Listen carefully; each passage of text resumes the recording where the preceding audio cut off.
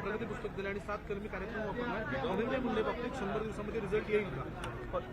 त्या संदर्भामध्ये 3 वेगवेगळ्या इन्क्वायऱ्या आहेत. तिन्ही एजन्सीज फार बारकाईनं त्याच्याबद्दलचा स्टडी करतायत. कारण उद्याच्याला ते रिपोर्ट देत असताना त्याच्यामध्ये काही तफावत दिसली तर त्या प्रत्येकाच्या विश्वासार्हतेवर प्रश्न निर्माण होणार आहे. त्याच्यामुळं फार बारीकपणे ह्याचा तपास चाललेला आहे. आपण काळजी करू नका. तुम्हाला जेवढी काळजी आहे तेवढीच काळजी आम्हाला पण आहे. आम्ही पण असं शिवशाहू फुले आंबेडकरांच्या महाराष्ट्रामध्ये असल्या घटना खपून घेणार नाही. आणि आज आमच्या सरकारमध्ये आम्ही असल्यामुळं आमची जबाबदारी ह्याच्यात जास्त आहे. आम्ही ह्याच्यात राजकारण पण आणून देणार नाही आणि आम्ही ह्याच्यामध्ये कुणालाही पाठीशी घालण्याचं काम पण आरोप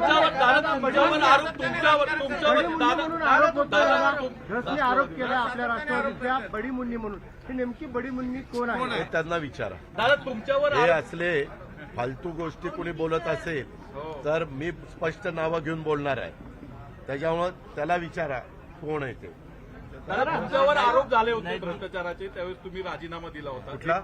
तुमच्यावर भ्रष्टाचाराचे सिंचन घोटाळ्याचे आरोप झाले त्यावेळेस तुम्ही राजीनामा दिला होता चौकशी होण्याच्या आधी. एक आणि तुम्ही म्हटलं की पुण्यात पोलिसांना फ्री हँड आहे, तुमचा हस्तक्षेप नाही राजकारणाचा. बीडमध्ये तो हस्तक्षेप होतोय, त्यामुळे मुंडेंचा राजीनामा घ्यावा असं म्हणून त्याच्यामध्ये 3 एजन्सीज इन्क्वायरी करताय, CID करताय, SIT करताय. आज सगळ्यात देशांनी आणि राज्यांनी याची गंभीरतेनं नोंद घेतलेली आहे. ह्याच्यात तुम्ही अजिबात काळजी करू नका. अजिबात कुणाला तिथं मोकळं सोडलं जाणार नाही. फक्त त्यांचे पुरावे, त्यांचे तिथं फोनवर झालेलं संभाषण किंवा जे आरोपी सापडलेले आहेत त्यांना कुणी सांगितलं हे दुष्कृत्य करण्याच्या करता, ह्याचा पुरावा तर पाहिजे ना.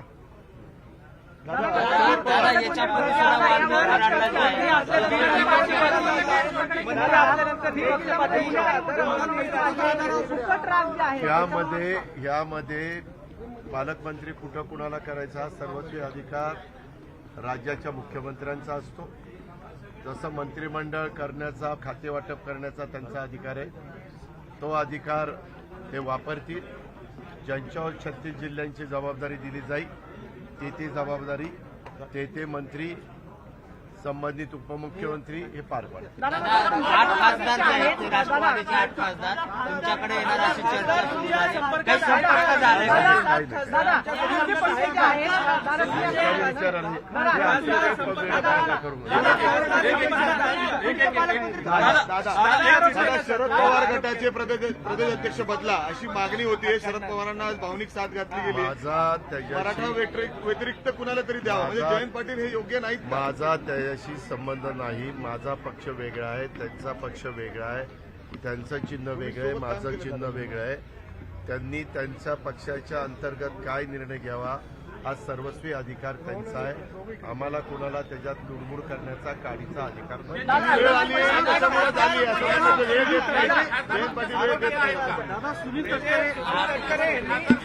तटकरेंच्या संपर्कात आहेत. एक मिनिट तुम्ही दादांत खोटं बोलताय.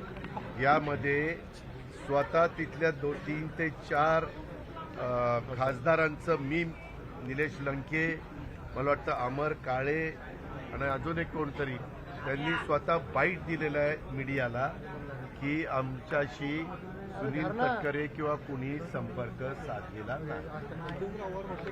ते तुम्ही ना ज्यांची विश्वासार्हता आहे ना अशांची नावं घेत चला.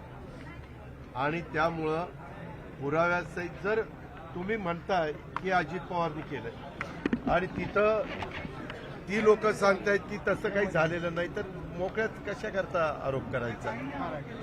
त्या जे स्वतः खासदार सांगतायत ना, आज 20-22 लाख लोकांचं ते प्रतिनिधित्व करतात. दादा, विरोधी पक्षाला तुमच्याकडून अपेक्षा आहेत, विशेषतः बीड जिल्ह्याचा उल्लेख जो आहे बिहारचा केला जातो, बीडचा हमला झालाय. दादा, बीड जिल्ह्यातली गुन्हेगारी कशी रोखली जाईल असं मी माझ्या अमित शाह साहेबांच्याकडं काही महत्वाच्या प्रश्नांच्या करता त्यांच्याकडे सहकार विभाग आहे, त्यांच्याकडे पोलीस खातं देखील आहे आणि त्यामुळं काही गोष्टी उदाहरणार्थ साखरेची MSP वाढवणं, ज्यूस टू इथेनॉलमध्ये इथेनॉलचा दर वाढवणं, BAVTA इथेनॉलमध्ये त्याचा दर वाढवणं, एक्सपोर्ट साखर करण्याच्या करता परवानगी काही लाख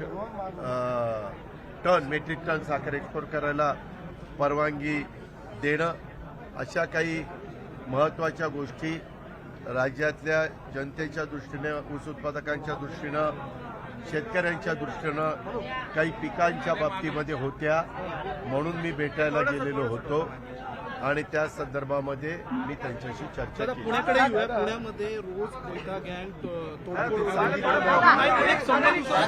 त्याच्या संदर्भात तेच जाऊन सांगतो ना, त्यांना काही मुदत देतो ना की या इतक्या दिवसामध्ये हे बंद नाही झालं तर आम्हाला कठोर निर्णय घेऊन नवीन व्यक्तीला इथं आणावं लागेल असं सांगतो ना. आणि आम्हाला काही कुणाचा मुलायचा ठेवायचा दादा वाल्मिक कराडला 2022 तारखेची नोटीस आली. दादा आरोप केले जातात विनाकारण, तुम्ही असं म्हणताय. कशाच्या मुख्यमंत्र्यांनी सुरेश दसांना आवरावं असं तुम्ही सांगणार आहात. त्याबद्दल मला जे काही मुख्यमंत्री महोदयांना आणि बावनकुळे साहेबांना दादा रिंग रोडच्या संदर्भामध्ये थोडासा एरिया राहिलेला आहे, त्याच्यामध्ये काहीतरी काही इमारत तिथं जाते. आता ते शिष्टमंडळ मला भेटलं, तो प्रश्न कसा निकाली काढायचा हे आम्ही ठरवतोय आणि त्याच्यातून मार्ग दादा की काम सुरू आहे.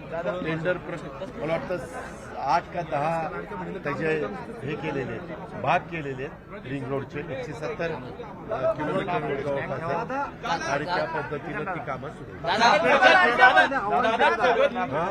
सातत्याने आवाहन केलं जातं की शरद पवारांनी अजित पवारांनी एकत्र यावं. काही दिवसांपूर्वी सुनंदा पवार म्हटल्या होत्या की एकत्र यावं.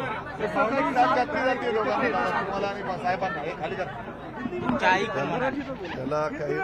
त्याला काही उत्तर देण्याचं कारण नाही, ते आमचं आम्ही ठरवतो. दादा काय असं चान्सेस आहे का? दादा अतिक्रमणच्या ड्रोनवरनं पाणी होते, त्याचं तुमचा काही विरोध आहे का? अशा बातम्या आल्यात पेपरमध्ये. पाटबंधारे खात्याचं जे अतिक्रमण विखे पाटलांनी ऑर्डर काढली. अरे वेडे का काय तुम्ही? मी रिसोर्सेस वाढवण्याकरता रोज बसतोय. मी आता ड्रोननी इथली पण पाहणी करा सांगतोय, उद्याच्याला पीक पाहणी पण ड्रोननी करा म्हणून सांगतोय. खरोखरीच माझ्या ज्या कष्टकऱ्याचं शेतकऱ्याचं नुकसान होईल ते अॅक्युरेट त्याच्यामध्ये येईल. आम्ही त्याच्यात पारदर्शकता आणतो. तुला आज सकाळपासून कोणी भेटलं नाही काय नाफेडच्या केंद्रावरून शेतकऱ्यांना जे बियाणे दिले जात आहेत सोयाबीनचे, नाफेडच्या केंद्रावरून बरेच शेतकरी परत जातात कारण तिथं बारदाने ऐका 15 दिवस हा झाले. प्रश्न परवाच्या कॅबिनेटला निर्माण झालेला होता. जयकुमार रावळ पणन मंत्री म्हणून त्यांना सूचना दिल्या. आज ते पुण्यामध्ये आलेले आहेत. ताबडतोब बारदाना जिथं कमी पडतोय तिथं घ्या आणि ताबडतोब तिथली समस्या दूर करा, अशा सूचना कॅबिनेटनी रावळ साहेबांना दिल्या. सगळ्यांची नाराजी दूर केली आहे का? त्यांच्याशी काही चर्चा केली आहे का? आमचा तो पक्षांतर्गतला प्रश्न आहे. आम्ही त्याच्यातनं मार्ग काढायचा मनापासूनचा प्रयत्न करतो. लाडके बहीणची कुठल्या शिक्षकांची? प्राथमिक शिक्षक माध्यमिक हे शिक्षक कोण रे? ओपी गुप्ताला फोन लाव, विचारतो ना. कधी कधी काय होतं, यांनी जसा प्रश्न विचारला काही त्याच्यात तथ्य नाही, अवघीच काहीतरी उठवायचं. उलट या सगळ्या काम करणाऱ्या वर्गाचे पगार हे वेळेमध्ये झाले पाहिजे, त्याच्यात विलंब असायचं काही कारण नाही. तरी देखील मी आता विचारतो आणि झाले नसले तर का झाले नाही आणि कसे ताबडतोब होतील आणि झाले असले तर प्रश्नच नाही.